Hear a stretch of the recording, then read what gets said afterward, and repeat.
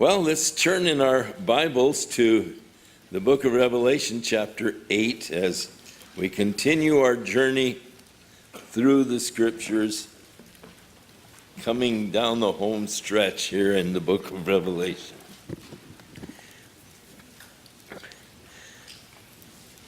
And when he had opened the seventh seal, there was silence in heaven about the space of a half hour. Heard a fellow try and prove that there would be no women in heaven using this verse.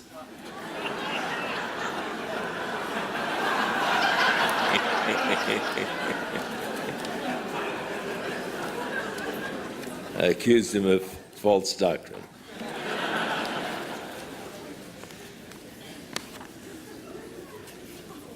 Silence can be a very awesome thing.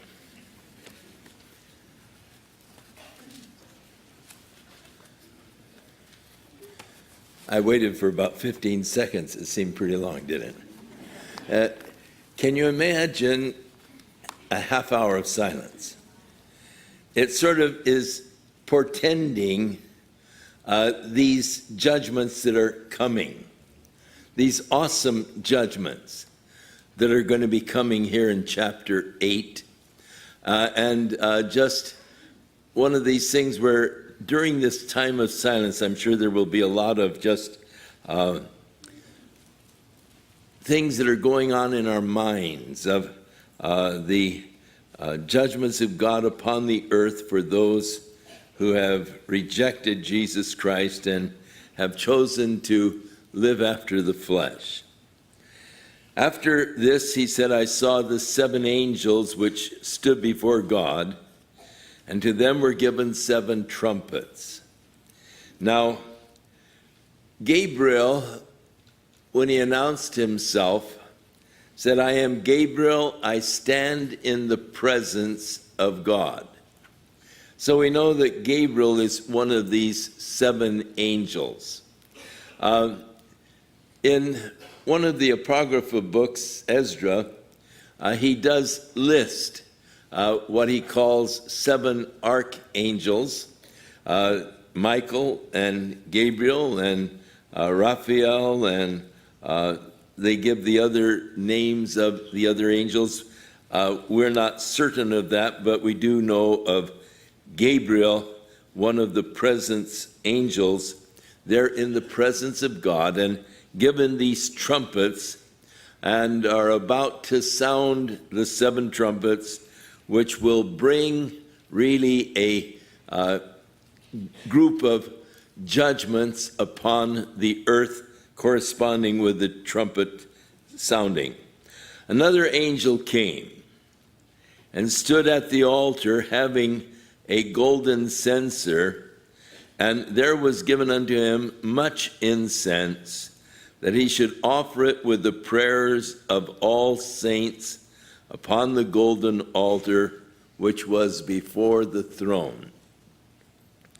It is interesting that our prayers unto God are likened unto sweet-smelling incense before the throne. So that in the Old Testament, you remember there was the altar of incense in the tabernacle. When Moses was commanded of the Lord to build the tabernacle, given the dimensions and the furnishings and all, he was commanded to make sure that you do it as you have been directed.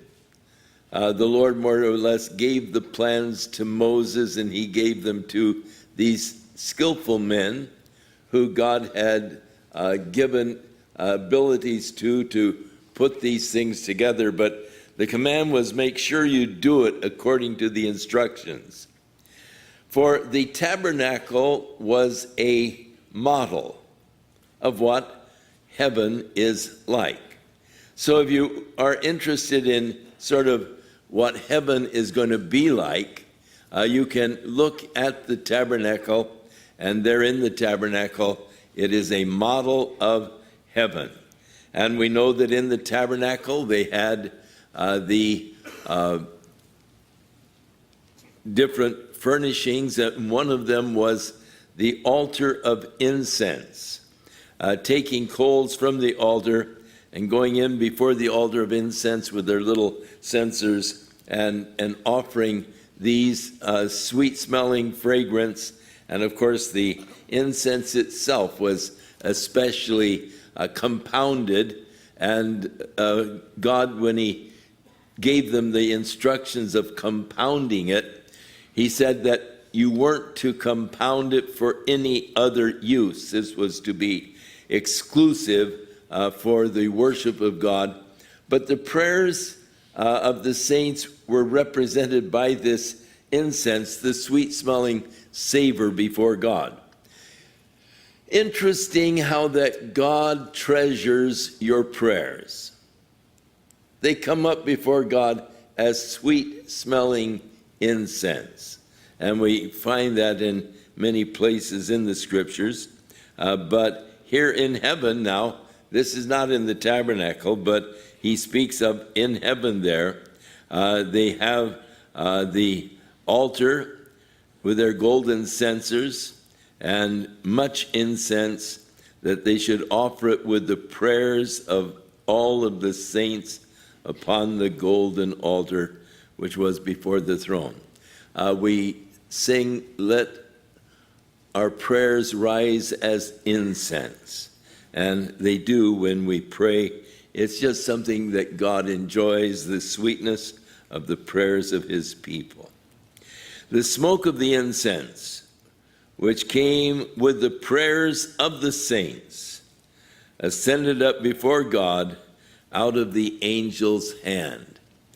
And the angel took the censer, filled it with fire of the altar, and cast it into the earth.